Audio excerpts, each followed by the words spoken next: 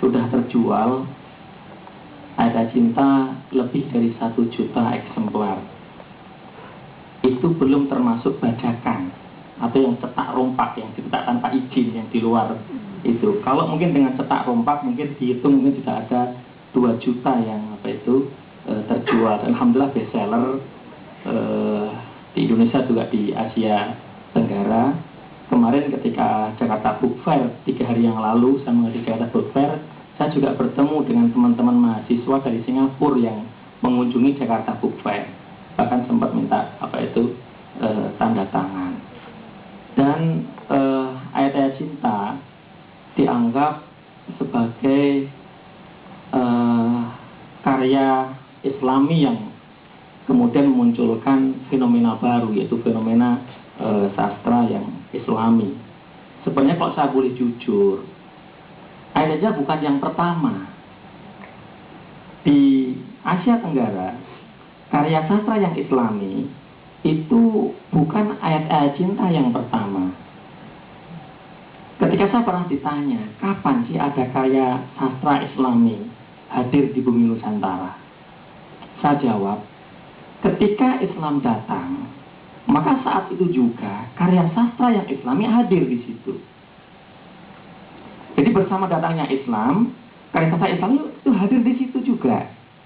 Tidak kemudian menunggu lama terus dulu nggak ada, enggak.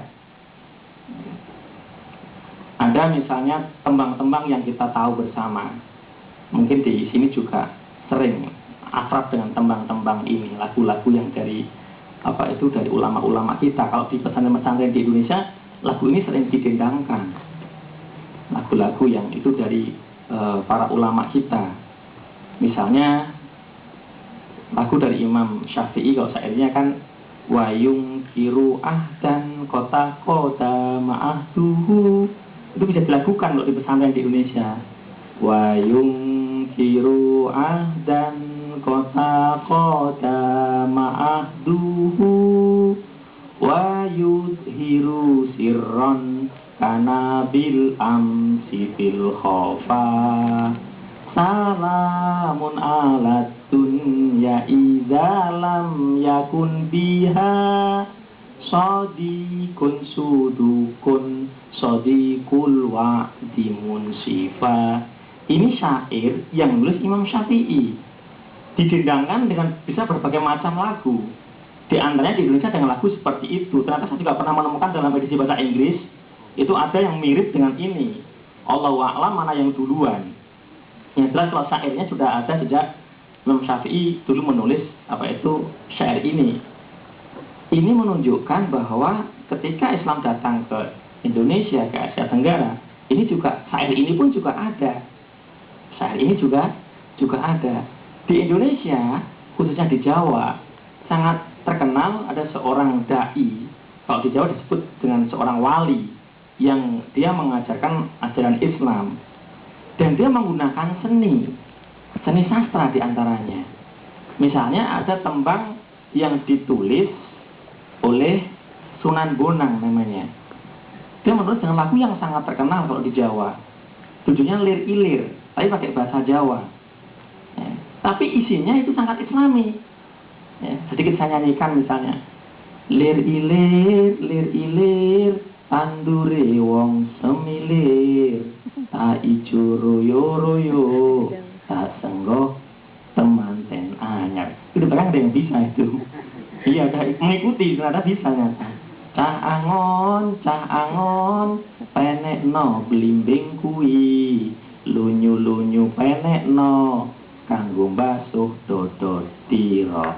Dodot tiro, kumintir bedah ing pinggir, rumatano, dan seterusnya. Ya. Ini lahir saat dia menyebarkan agama Islam. Berarti sastra yang Islami sebenarnya sudah hadir di Nusantara ini bersama dengan masuknya Islam. Tak terkecuali di Singapura ini, tak terkecuali misalnya di Negeri Sembilan, tak terkecuali di Kelantan, mesti ada ulama yang kreatif ketika dia menyebarkan dakwah ini. Jadi saya tidak sepakat kalau kemudian sastra Islam seolah-olah baru muncul belakangan ini. Enggak, sejak dulu sudah ada. Hanya masalahnya masalah siapa yang mempopulerkan dan siapa yang melestarikan, itu saja sebenarnya. Kalau kita runut dari Araniri, kemudian sampai Raja Haji Ali, ya kan, Al-Mansuri dan seterusnya, itu adalah mereka adalah penulis-penulis karya sastra yang juga bernafas Islam, ya kan? Dan Islam itu sangat-sangat universal. Ya. Apa yang disampaikan oleh Islam dalam karya-karya sastra maupun dalam ajaran-ajaran yang bisa disampaikan di mana-mana itu sangat universal. Buktinya syair-syair yang ditulis oleh Ar-Rumi atau Jalaluddin Ar-Rumi juga diapresiasi sangat luas di dunia ini, di Amerika dan lain sebagainya. Kalau kemudian saya menulis ayat-ayat cinta, itu sebenarnya saya hanya menuliskan tradisi para pendahulu, para sastrawan yang sudah menuliskan karya-karyanya di tanah Melayu ini, menuliskan sastranya di Nusantara ini, di Indonesia terutama yang saya lihat. Tentu saya melihat tentu kemasan zaman dulu mesti berbeda dengan kemasan sekarang ini. Kalau dulu mungkin kemasannya dengan syair-syair semacam itu, dengan bahasa-bahasa, kalau zamannya Buya Hamka itu dengan bahasanya di zaman Buya Hamka. Ketika zaman saya menulis, tentu saya harus punya pendekatan-pendekatan dengan bahasa di zaman saya. Itu yang oleh para ulama disebut muqtadul hal, atau kalau dalam bahasanya teman-teman sastrawan, bahasa yang komunikatif, yang bisa berdialog dengan masyarakat yang diajak berbicara dengan karya sastra. Kalau dalam bahasa ulamanya harus muqtadul hal.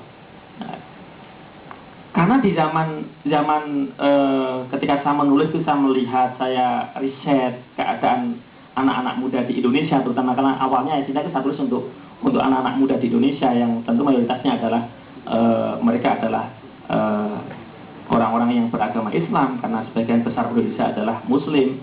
Maka saya mengadakan riset, apa sih yang sebenarnya menjadi kegelisahan dari teman-teman kaula muda di Indonesia saat ini. Ada apa sih sebenarnya? Saat itu saya melihat banyak sekali novel-novel cinta. Novel cinta yang dibaca oleh banyak anak-anak muda di Indonesia.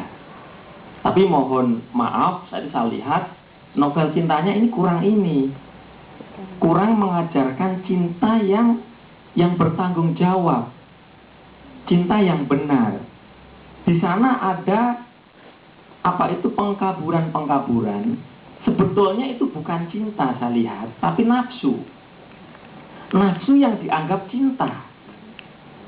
Ini yang saya tidak sepakat. Sebab dalam pemahaman saya, ya, cinta dalam Islam itu sangat dijunjung tinggi. Islam ini agama yang mengajarkan kepada umatnya untuk memiliki rasa cinta. Bahkan cinta dalam Islam ini bisa menjadi salah satu sebab kelak orang itu sangat mulia di hadapan Allah Subhanahu wa taala karena cinta. Tetapi ada orang yang mengatakan inilah cinta, tapi bukan cinta, itu nafsu. Ini saya merasa ini harus saya mencoba ikut berpartisipasi, ikut andil. Saya akan menulis sebuah karya yang paling tidak menjadi karya alternatif ketika anak muda membaca sebuah karya tentang cinta, maka dia harus tahu bahwa cinta yang sebenarnya itu yang seperti ini.